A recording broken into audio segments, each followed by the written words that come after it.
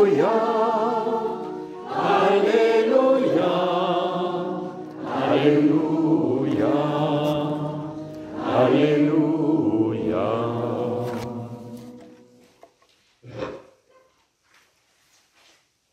Allez, de toutes les nations, faites des disciples, dit le Seigneur. Moi, je suis avec vous tous les jours jusqu'à la fin du monde. Alléluia, Alléluia, Alléluia, Alléluia, Alléluia, Alléluia, Alléluia.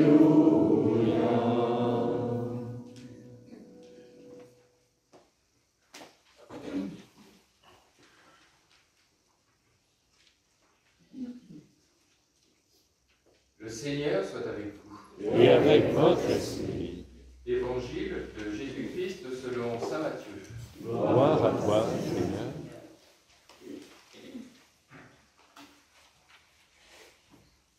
En ce temps-là, les 11 disciples s'en allèrent en Galilée, à la montagne où Jésus leur avait ordonné de se rendre. Quand ils le virent, ils se prosternèrent, mais certains eurent des doutes. Jésus s'approcha d'eux et leur adressa ces paroles. « Tout pouvoir m'a été donné au ciel et sur la terre. Allez, de toutes les nations faites des disciples, baptisez-les au nom du Père, et du Fils, et du Saint-Esprit. Apprenez-leur à observer tout ce que je vous ai commandé. Et moi, je suis avec vous tous les jours, jusqu'à la fin du monde. » Acclamons la parole de Dieu. Louange à toi, Seigneur Jésus.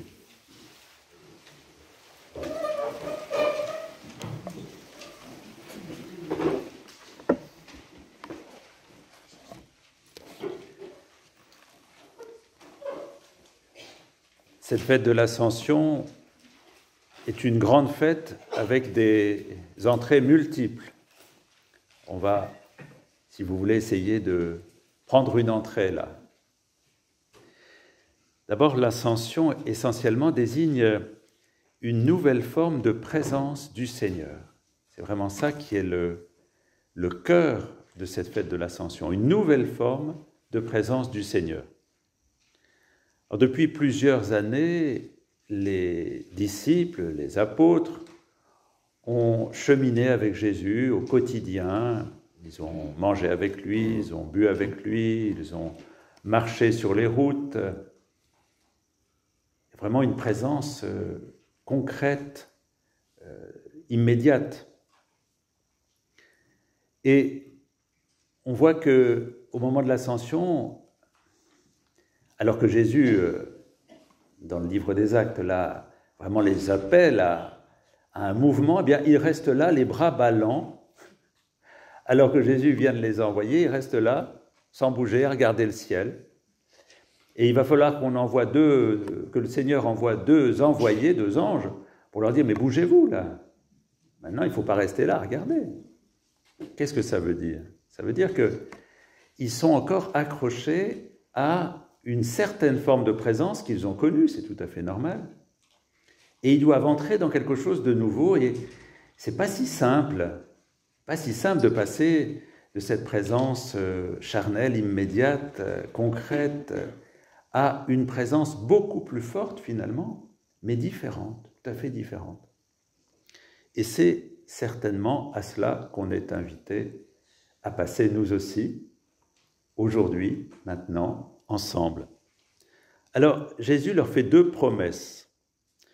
Il y en a une qui est faite dans le livre des Actes et une qui est dite dans l'Évangile. Alors, dans l'Évangile, il y a « Je serai avec vous ». Alors, ça, c'est une magnifique promesse du Seigneur. Il s'en va, mais il sera avec nous. Et la deuxième promesse, vous savez, c'est « L'Esprit Saint viendra sur vous ». Je serai avec vous, l'Esprit Saint viendra sur vous. On va essayer de voir comment les deux s'articulent, parce que c'est là toute la puissance qui va se déployer pour nous. Alors l'Esprit Saint sera sur vous pour vous faire goûter ma nouvelle présence. Voilà ce que le Seigneur dit. Je serai avec vous et l'Esprit Saint va vous faire rentrer petit à petit dans cette présence de feu qui est ma nouvelle présence. Cette nouvelle présence sera d'abord une force d'en haut. Une force qui va faire expérimenter que le Christ nous pousse, nous donne la paix, nous donne l'enthousiasme, nous donne le feu pour être présent à notre vie, avec lui. Ensuite, l'Esprit Saint va nous transmettre, je dirais au jour le jour, dans les moments opportuns, la parole du Christ, en nous rappelant des paroles adaptées au moment où nous vivons. Donc une force pour vivre notre vie avec ce feu qui vient de Dieu. Et l'Esprit Saint sera aussi celui qui va faire résonner et animer au quotidien les paroles qui viennent de Jésus. C'est comme l'intermédiaire qui va dire, mais rappelez-vous, Jésus a dit ci, Jésus a dit là, ça vous concerne ici, aujourd'hui, maintenant, dans ce que vous vivez. Et nous expliquant aussi ces paroles. On voit que les disciples, très souvent, quand Jésus parle, ils n'y comprennent rien. Et Jésus dit, ils ont la tête dure là. Eh bien, l'Esprit Saint, c'est celui qui va permettre qu'au moment où on a besoin, une parole s'éclaire et devienne compréhensible. Et ensuite, oui, ce feu d'amour qui va nous transformer à l'image de celui qui chemine avec nous. Donc, une force, un guide, un enseignant, et celui qui nous fait expérimenter et voir que notre vie se transforme, la transforme par la puissance de cet amour. Voilà comment l'Esprit va nous faire rentrer dans cette nouvelle présence de Jésus. Alors, qui est appelé à être nouvelle présence de Jésus à partir de là?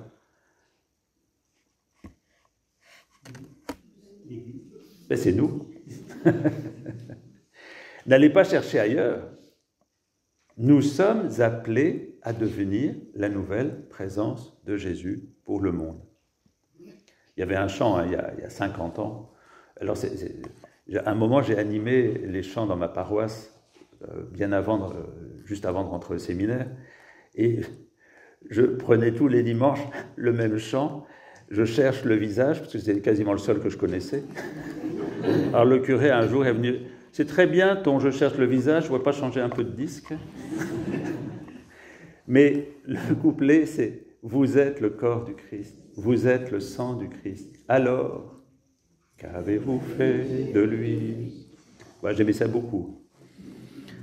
Eh bien oui, nous sommes cette présence.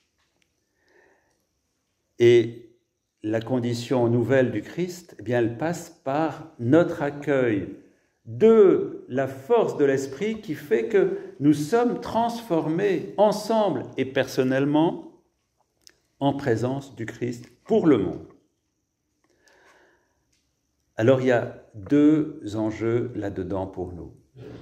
Le premier, c'est que si nous voulons devenir la présence du Christ, il faut qu'on fréquente le Christ de plus en plus. Donc, tout ce temps d'intériorité, de contact avec la parole, de recentrage dans une vie, je dirais, de contemplation. Et c'est fait pour tous, c'est pas fait pour les moines ou pour quelques mystiques. C'est-à-dire voir que celui qui est là, eh bien, nous avons à passer du temps avec lui. Donc, être ouvert à la présence du Seigneur qui se manifeste dans plein de manières pour nous rejoindre. Et ensuite, nous avons à nous déplacer. Hier soir, dans cette église, on a été un certain nombre à se déplacer, non seulement en nous dérangeant de chez nous, mais en venant vers d'autres horizons, à la rencontre dans un mouvement interreligieux, puisqu'il y avait juifs, musulmans, chrétiens catholiques et chrétiens protestants qui étaient dans cette église, pour aller s'ouvrir à cette réalité donc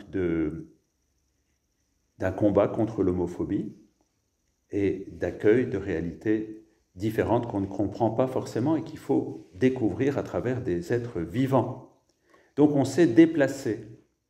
On peut aussi se déplacer physiquement, aussi en allant dans des lieux où les gens passent, vivent. L'Esprit Saint nous pousse à nous ouvrir à la présence et à sortir de nous-mêmes pour aller à la rencontre de l'autre. Et c'est en faisant ce double mouvement, je dirais, de se centrer et de se déplacer, qu'on va petit à petit être transformés ensemble dans cette présence nouvelle du Seigneur pour le monde. Alors vous voyez, quand Jésus était sur les routes, il pouvait rencontrer que quelques personnes à la fois. Donc il pouvait rencontrer un groupe ici, un groupe là, au bord du lac de Tibériade, à Jérusalem, en Galilée. Il rencontrait 10, 20, 30 personnes, ou une ou deux. C'était limité. Parce que Jésus, comme nous, quand il était dans son ministère public, eh bien, c'était un homme limité qui allait voir quelques personnes par groupe ou individuel. C'était une grande limitation. Parce que, normalement, le Messie devait rejoindre tous les temps et tous les espaces. Alors, ce n'était pas possible pour Jésus, dans sa condition incarnée. Il était limité dans un petit pays. Il a rencontré très peu de païens. Hein. On voit à un moment, il rencontre une cananéenne, à un autre moment, un centurion romain. Mais en fait, il s'est limité beaucoup. Eh bien, à partir de l'ascension, la présence de Jésus devient universelle et Jésus, finalement, est libéré de cette condition limitée et à travers nous, eh bien, Jésus peut aller rencontrer tous les êtres humains de tous les espaces et de tous les temps. C'est extraordinaire. Vous voyez, à partir de là, vraiment, l'extension de l'amour de Dieu peut rejoindre chacun et chacune. Alors, c'est à nous qu'il revient de faire que le Christ aille partout. Parce que nous sommes le corps du Christ. Nous sommes, pour le Christ, comme une incarnation de surcroît, c'est-à-dire nous avons à être la présence du Christ pour le monde si nous nous laissons habiter par l'Esprit. Bien que le Seigneur nous donne de ne pas nous limiter, de ne pas avoir peur, d'oser être cette présence. Il faut vraiment qu'on sorte de toutes nos peurs. Hein. Ça ne veut pas dire ça, aller faire de l'intox ou de faire du rentre-dedans, en disant aux gens « convertissez-vous !» C'est pas ça du tout. C'est de laisser passer l'amour, laisser passer le regard du Christ sur les êtres humains, laisser passer la tendresse de Dieu pour chacun et chacune, en particulier de ceux qui sont les plus blessés, les plus souffrants, les plus en difficulté. Nous avons à laisser passer cet amour. Ça peut passer par des paroles, mais aussi souvent par du silence, par une présence. Hier soir, j'ai été frappé aussi par la qualité du silence, de la paix, qui a émaillé cette soirée. Ici et maintenant. C'est ici et maintenant, dans notre vie la plus concrète, hein, dans notre quartier, dans notre maison, dans notre famille, dans nos lieux de travail, dans nos écoles, partout, nous avons à savoir que nous sommes porteurs du Christ. Porteurs du Christ, Christophore. Nous avons, en sortant d'ici, en sortant de cette célébration, à savoir qu'on va tous partir dans des lieux différents et on porte la nouvelle présence de Dieu pour le monde. Alors, arrêtons de nous lamenter sur notre petit nombre, sur notre vieillissement, sur nos difficultés, sur tout ça. C'est pas le sujet. Le sujet, c'est cette espérance extraordinaire qui nous habite. Parce que le Seigneur, il est avec nous tous les jours, à chaque instant, jusqu'à la fin des temps, pour nous rendre vivants, joyeux, heureux, paisibles, forts de cette force délicate de la puissance de l'Esprit. Eh bien, soyons comblés de cette présence pour pouvoir la laisser déborder paisiblement, discrètement, mais sûrement, sur tous ceux qui nous attendent et qui espèrent cette bonne nouvelle.